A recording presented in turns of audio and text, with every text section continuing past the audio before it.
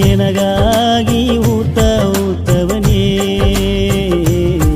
ನಿನ್ನ ಉದರಾದಂಗೆ ನಾನು ಕಾತನೇ ನಿನಗಾಗಿ ಬಂದ ಸೆಳೆತವನೋ